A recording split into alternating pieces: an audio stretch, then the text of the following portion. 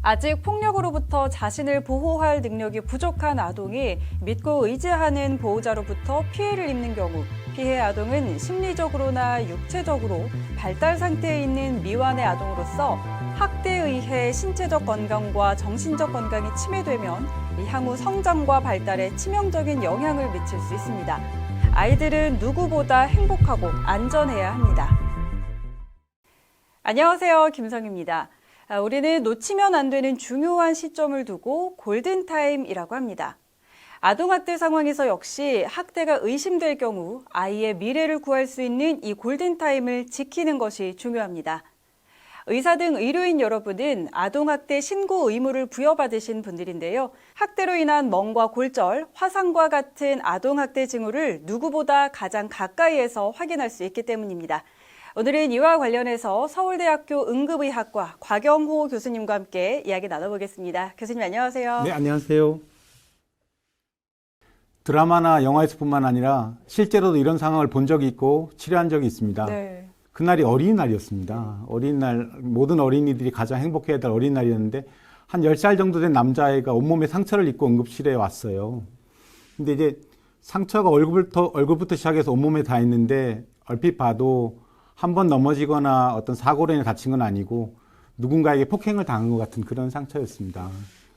근데 같이 오셨던 분이 이제 보호자라고 두 분이 오셨는데 제가 놀랐던 거는 두 분이 아이의 상태에 대해 전혀 관심이 없으신 거예요. 보통 응급실에 아이가 오면 이 보호자분이 아이의 상태에 대해서 설명을 듣기를 원하고 계속 물어보시는데 두 분은 보니까 응급실 바깥에서 환담을 나누면서 웃고 계세요. 그리고 두 분이 이야기하시는 게 설명이 틀렸습니다. 한 분은 아이가 그냥 집에서 놀다가 그냥 의자에서 떨어진 것 같다 그러고요. 다른 한 분은 동네에서 언덕길에서 굴렀대요. 제가 그걸 보고 참 문제가 많고 이건 아동학대 사례겠구나 그렇게 생각을 했었습니다.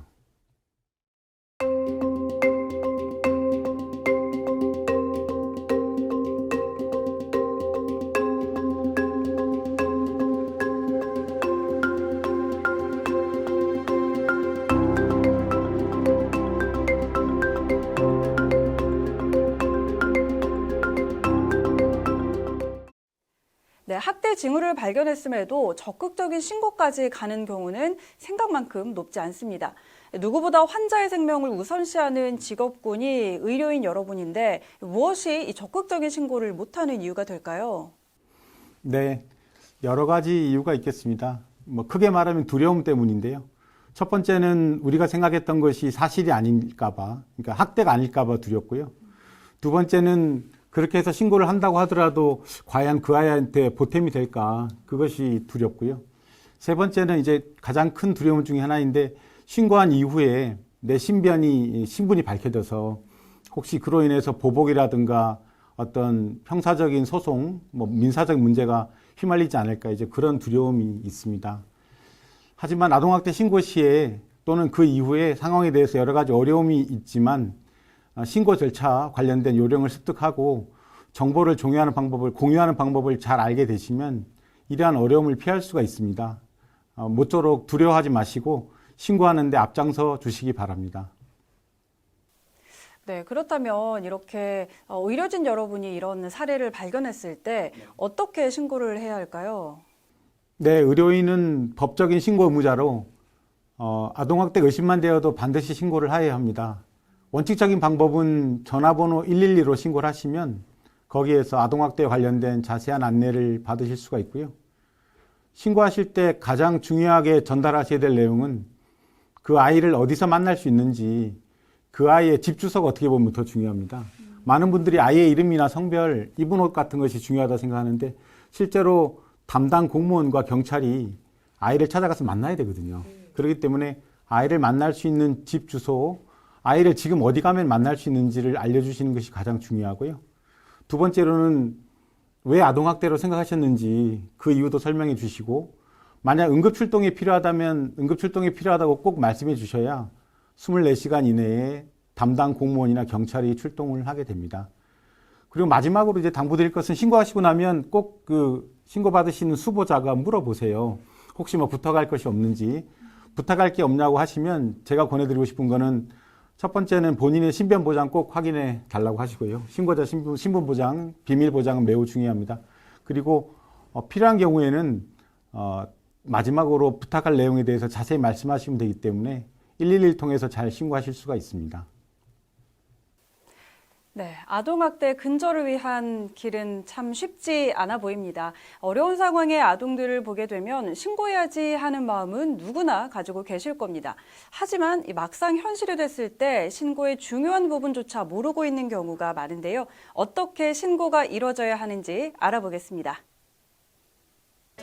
아동학대 선별 도구를 활용합니다.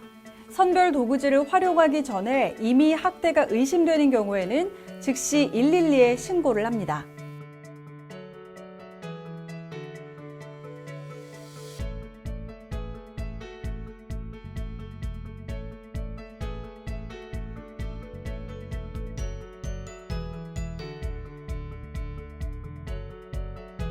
신고 시 준비사항입니다. 아이의 집 주소와 같이 실제로 아이를 만날 수 있는 장소에 대한 정보가 가장 중요합니다. 응급 출동이 필요하다고 판단되시면 그 이유를 설명해 주시면 좋습니다. 의심되는 학대 행위자에 대해 몰라도 신고가 가능하며 모르실 경우에는 미상으로 신고할 수 있습니다.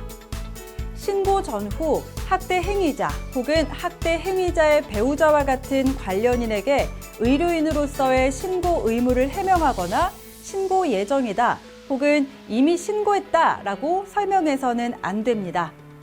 신고 사실이 알려질 경우 아동에게 거짓 진술을 강요하는 등 진술 오염 가능성이 있고 신고자의 신분이 노출되므로 신고했다고 인정하거나 알려서는 안 됩니다. 다음으로 의료인의 역할과 신변 보호 방법입니다. 의료인의 역할로 의심이 되면 신고를 합니다. 신속한 신고가 가장 중요합니다. 병원 내 아동보호팀이 있더라도 의료인 본인 생각에 학대가 의심된다면 아동보호팀을 거치지 않고 즉시 신고합니다. 조사와 확인은 경찰, 아동학대 전담 공무원의 역할입니다. 최종 판결은 경찰이나 검찰 수사, 법정 선고에 달려 있습니다. 다음으로 신변보호 방법입니다. 명백한 학대일 경우 범인 지목은 필요가 없습니다. 공개석상에서 학대 행위자를 지목하지 않는 한 명예훼손, 무고죄 등에 해당하지 않습니다. 의료인의 양심을 걸고 학대가 의심된다고만 신고하시면 되겠습니다. 명백한 진술이 없다면 가해자는 미상으로 신고 가능합니다. 개인적 보복에 대한 우려가 있다면 신변보호 신청이 가능합니다.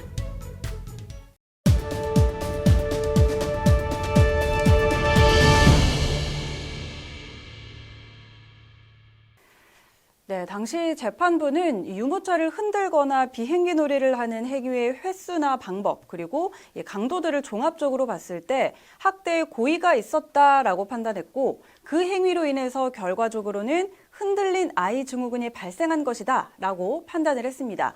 아이 아버지는 징역 3년 6개월, 학대 예방 프로그램 120시간 이수 명령을 받았습니다. 교수님, 이런 경우가 실제로 많은가요? 네, 이런 흔들린 아이 증후군이 실제로 심심치 않게 보고가 되고 있고 저희들도 진료를 하고 있습니다. 아이를 심하게 흔들면 아이에게 상처를 입힐 수가 있습니다. 그래서 특히 이제 아이들이 울음이 많아지는 시기에 아이들의 울음소리에 많은 분들이 견디기 어려워합니다. 그래서 그런 경우에는 인간성이 무너지는 느낌이기 때문에 아이를 심하게 흔들게 되는데 처음에는 그게 아이를 달래는 행동이지만 결국엔 아이에게 심한 상처를 입힐 수 있고 심지어 아동학대로 처벌을 받을 수도 있습니다.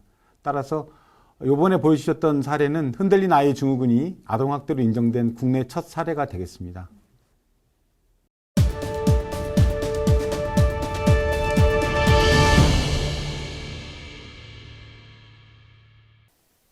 네, 아동학대를 의심한 의료진이 경찰에 신고한 사례인데요. 생후 2개월 된 딸을 침대에서 떨어뜨린 뒤 입에서 피가 나는데도 젖병을 물려 10시간을 방치해 아이가 숨진 사고가 발생했습니다.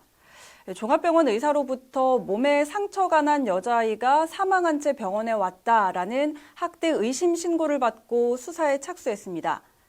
해당 병원 전문의와 검시관은 온몸에 멍이 있고 시기가 다양한 골절상이 5곳에서 발견됐다며 사인은 정확히 알 수 없으나 외력에 의한 사망으로 추정된다라고 했습니다.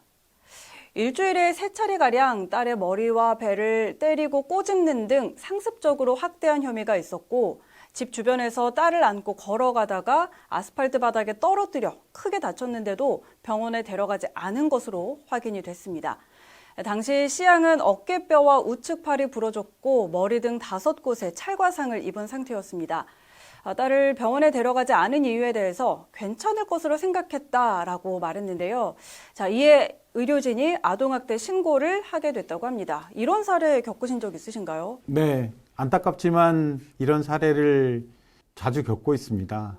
특히 대학병원 같은 경우는 이제 중증 외상을 입은 아이들이 실려오다 보니까요.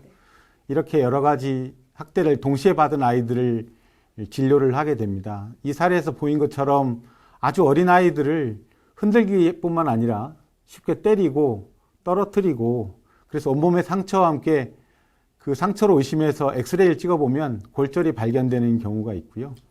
이제 이런 경우는 즉시 신고를 해서 다시 아이가 고통받지 않도록 도와줘야 되겠습니다.